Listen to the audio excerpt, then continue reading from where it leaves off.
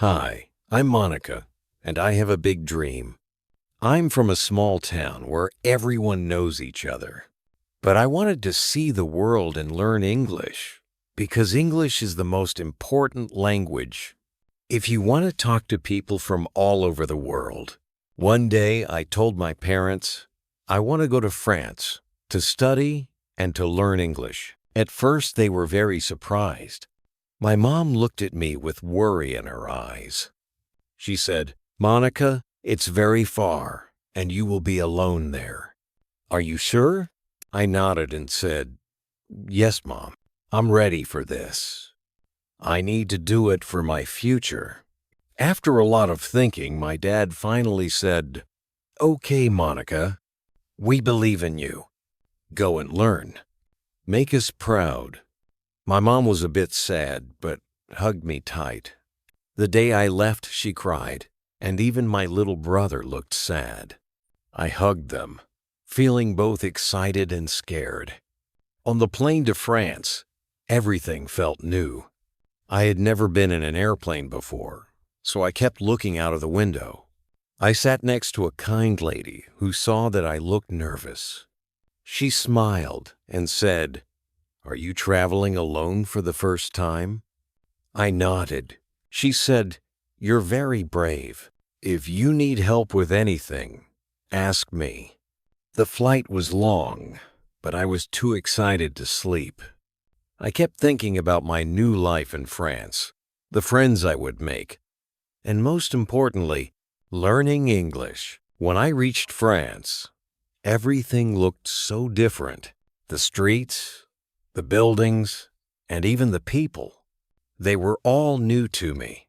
I took a taxi to my apartment, and when I got there, I was so tired that I threw my bags and shoes on the floor, just like I did at home. I thought I was alone, but then I heard a voice. "Hey, you must be Monica." I turned around and saw a girl smiling at me. Her name was Sarah, and she was my roommate. She laughed and said, "Monica, here we have to keep things tidy, okay?" I felt a little embarrassed, but laughed with her. Sarah was kind, and we became friends quickly. She taught me many things about living in France, like how to buy groceries and where to catch the bus. I knew that France was an expensive place to live, so I looked for a part-time job. I needed to earn some money to help pay for my studies and my daily expenses. After a few days, I found a job in a small cafe nearby. My job was to serve coffee and clean tables. It was hard work, but I liked talking to people, even if I didn't know a lot of French. Many people in the cafe were friendly and happy to give me tips for learning English. One of my favorite customers, an old man named Mr. Pierre, told me, "Always listen carefully to how people speak. That's how you will learn pronunciation." I listened to him carefully and practiced every day. When I started my classes, I felt nervous. There were many students from different countries, all trying to learn English.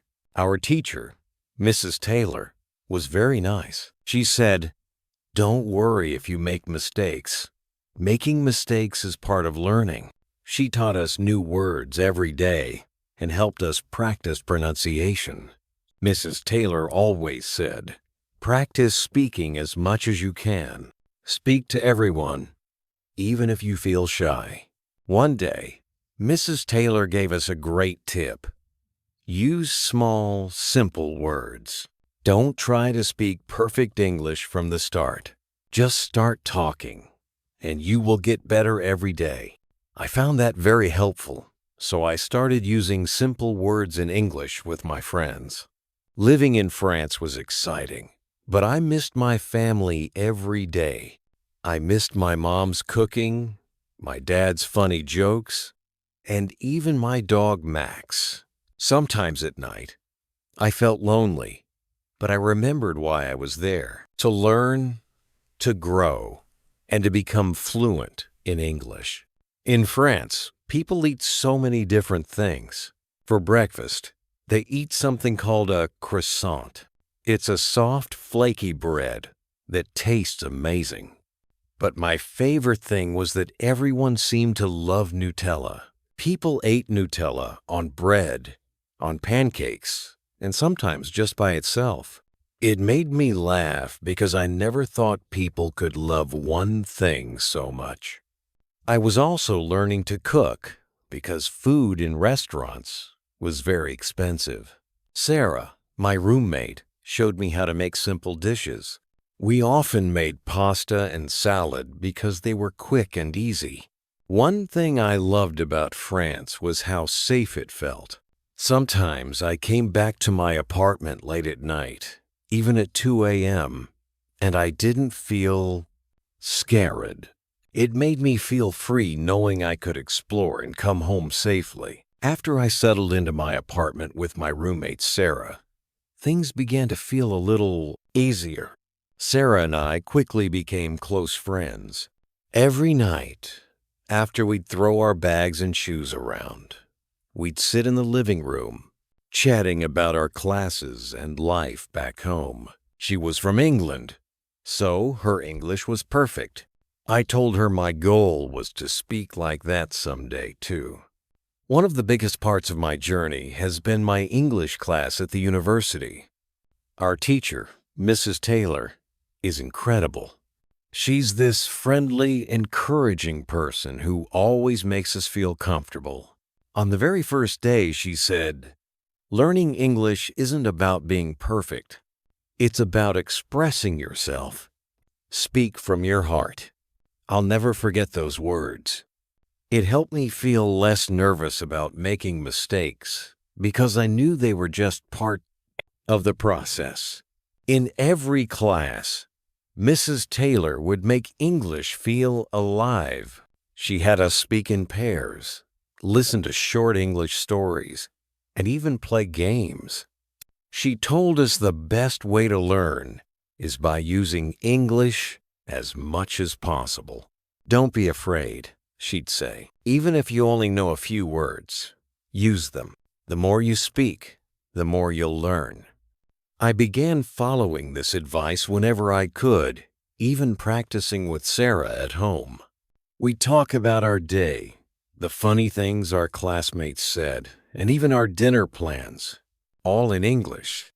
One day, Mrs. Taylor told us something that changed the way I thought about learning. "Imagine you're a child," she said. "When children learn a language, they copy what they hear. Do the same. Listen to English, copy the sounds, and don't worry if it's perfect." I started watching short English videos with subtitles, paying close attention to how the words sounded. I repeated phrases quietly to myself, feeling a little silly at first, but knowing it was helping me. Mrs. Taylor had all sorts of creative ideas for learning. She gave us fun homework, like picking 5 new words each day and using them in sentences. The first day I tried it, I picked words like delicious, enjoy, and amazing. I kept saying, "This food is delicious," or "I enjoy my English class." By the end of the week, I felt comfortable using these words without even thinking about them. Reading was another skill Mrs. Taylor encouraged us to practice. She suggested starting with simple books, maybe children's books, since they were easy to understand. She said, "Reading helps you learn new words, understand how sentences are built, and even practice pronunciation." I went to the library and borrowed a short book in English. At first, I had to use a dictionary for many words, but soon I noticed I could read more and more without it. Every time I finished a page, I felt a little thrill of excitement. "I'm doing it," I'd tell myself. "I'm really learning English." Besides reading, Mrs. Taylor encouraged us to listen to English music and watch movies. Movies are like real-life English lessons, she explained. You hear how people actually talk. That weekend, I watched Finding Nemo in English. I laughed. I understood some parts. And when I got lost, I just enjoyed the movie. Sarah joined me, and we both tried repeating some funny lines afterward. We'd laugh when our pronunciation wasn't perfect, but little by little, it was getting easier. One of my favorite ways to practice was singing along to English songs. Sarah and I would listen to Ed Sheeran, Taylor Swift, and try our best to keep up with the lyrics. It was a fun way to practice English without feeling like we were studying. Life in France wasn't all easy, though. I needed to handle my finances carefully. Living here was expensive, and I missed my family terribly. I remember one night, after a long day at school and work, I was alone in the kitchen, staring at my phone, wishing I could see my mom's face. I missed her food, her warm hugs, even the way she'd say, "Monica, you're stronger than you think." But Sarah was always there for me. She reminded me that it's okay to miss home and that I wasn't alone. "We're all in this together," she'd say, and it helped me feel less homesick. The part-time job I'd taken up was at a small cafe. It was my first job where I had to speak English with customers. The first week, I was terrified. My words would come out mixed up, and I'd often say things twice. But over time, it got better. One of my regular customers, a kind older woman named Anne, would smile at me every time she came in. She'd say, "You're doing great, Monica. Just keep talking." Her kindness made me feel less nervous, and soon I was able to handle conversations with ease. One night, Sarah and I stayed up talking about life, dreams, and all the small struggles we were facing. She told me, "You're so brave for coming here and learning a new language. Every step you take is bringing you closer to fluency." It was moments like these that reminded me why I was here. Learning English wasn't just a class or a job requirement. It was a key to my dreams. One day in class, Mrs. Taylor announced, "We're going to celebrate everyone's birthdays together." In class, she said birthdays would be a perfect time to practice speaking English in a fun way. I thought it was such a lovely idea. Whenever it was someone's birthday, we would all bring small treats, sing "Happy Birthday" in English, and give speeches to celebrate. It was amazing because we all got to talk, make each other laugh, and learn new words. On my birthday, Mrs. Taylor even brought a little cake for me. Everyone sang, "Happy birthday, dear Monica." I felt so happy, and it made me feel like I had a new family here in France. Afterward, Mrs. Taylor gave us a short writing exercise. Each person had to write a birthday wish for me in English. It was wonderful to read everyone's wishes. Some were funny, some were sweet, and it helped us all practice writing in English. Mrs. Taylor had another interesting idea for learning. She introduced English Culture Day, where we would pick a theme related to English-speaking countries. One week, the theme was American Diner. She decorated the classroom with red and white colors, and even brought in American-style snacks. She said, "Today, we're going to practice ordering food in English as if we're in an American diner." We all took turns, being the waiter or the customer, saying things like, "Can I have a burger, please?" Or, "Would you like fries with that?" It was so fun. We laughed a lot, and it made learning feel like play. Another time, we had British tea time. Mrs. Taylor served us tea and biscuits, and we practiced polite British phrases like, "May I have some tea?" and "Thank you, that's lovely." She explained that these small phrases would be helpful in daily life. It felt like a tiny trip to England right there in the classroom. Mrs. Taylor also had a very creative idea to help us with pronunciation. She brought in short tongue twisters for us to practice saying quickly. We tried phrases like, "She sells seashells by the seashore," and "How much wood would a woodchuck chuck if a woodchuck could chuck wood?" At first, we all sounded funny, but as we repeated them, our pronunciation got better. Tongue twisters really helped us pay attention to each sound in English words. We'd laugh a lot, but it was surprising how much it improved our pronunciation. For vocabulary, Mrs. Taylor had a special trick. She called it Word of the Day. Every day, she'd write a new English word on the board and explain its meaning, how to pronounce it, and even give us a sentence using it. Then she'd ask each of us to use that word in our own sentences. One day, the word was delightful. She told us, "This means something that gives you pleasure, like, that cake was delightful." It was a great way to remember new words each day. And now, whenever I see something lovely, I think, "Oh, that's delightful." Mrs. Taylor knew it was sometimes hard for us to speak English naturally, so she made us play a game called English Conversation Jar. She had a jar full of small paper slips, each with a question like, "What's your favorite? Food?" Or "Tell me about your dream vacation." We'd pick a slip and have to answer in English. It helped me feel more comfortable speaking because I could talk about things I liked or wanted to share.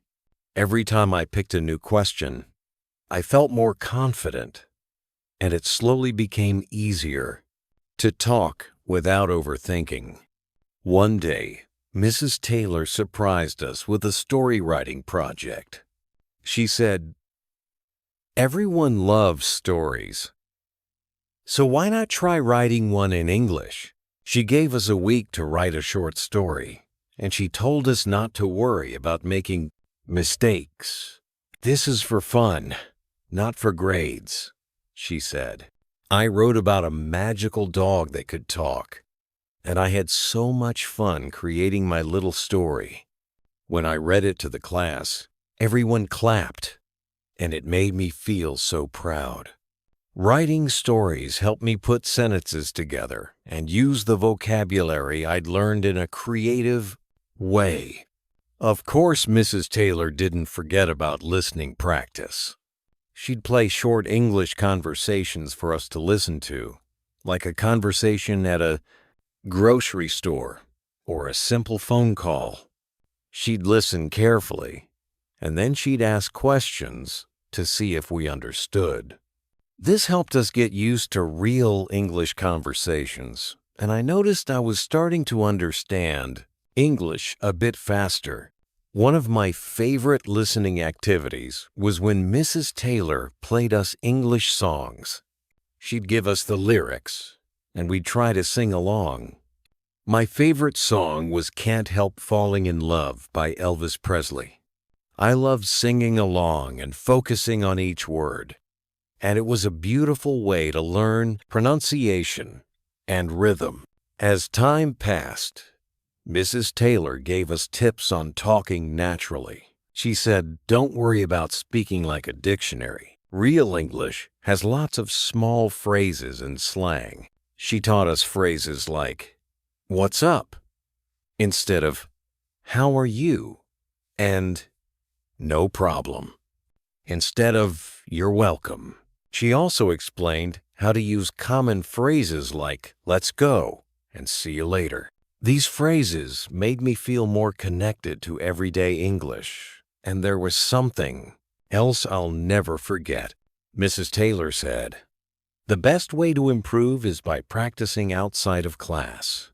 She encouraged us to find language exchange partners or talk with friends in English. She even organized a meetup with English students from other classes. I met a few new friends, and we started meeting every Friday to practice speaking together. At first, we were shy, but over time, our confidence grew. These small talks helped me practice English naturally and were really fun. Even when I wasn't in class, I was learning. I tried to speak English with my roommate, Sarah, and even practiced with people at my part-time job at the cafe. Slowly, English didn't feel like a scary language. It became a part of my life. Each time I spoke, even if it was just a few sentences, I felt like I was taking one step closer to fluency. And so, my journey continues. There are hard days, of course, when I miss my family or feel overwhelmed. But every time I remember Mrs. Taylor's words, "Speak from your heart," I feel a little more inspired to keep going. One morning, Mrs. Taylor started our English class with a big, mysterious smile. She said, "Today's lesson is a surprise." Everyone got excited and curious. She handed out colorful hats and told us, "We're going to have a mini English carnival." Each of us had to wear a funny hat, pick a random character, and act out short, funny conversations in English. My character was a baker who couldn't remember how to bake a cake. I had to say things like, "Wait, do I need flour or flowers for this cake?" Everyone laughed, and I even laughed at myself. It made learning so much fun and helped me feel relaxed while speaking. Then, something funny happened one weekend. I was at my part-time cafe job, practicing my English with customers. One customer looked at me with a puzzled face when I asked, "Would you like some extra creme?" Instead of creme, I accidentally said creme in a French accent. We both laughed, and he kindly corrected me, saying, "It's creme in English." That small mistake turned into a fun memory. It taught me that mistakes are part of the learning process. Every little misstep became a stepping stone.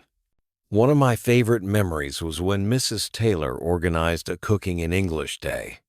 She said, "Cooking together helps with listening and following instructions." We all gathered in the school kitchen to make English scones and sandwiches. She gave us instructions like, "Whisk the eggs," and "add a pinch of salt," and we had to repeat after her. There was flour everywhere, and one of my friends even put salt instead of sugar in the scones. We laughed so much, and even though our food didn't turn out perfect, it was such a memorable experience. Plus, I learned so many new cooking words. There were also sweet, quiet moments. I started spending some time each day writing short letters to my family in English. I'd write simple things like, "Today, I learned a new word," or "I miss our family dinners." These letters helped me practice my writing and feel closer to home.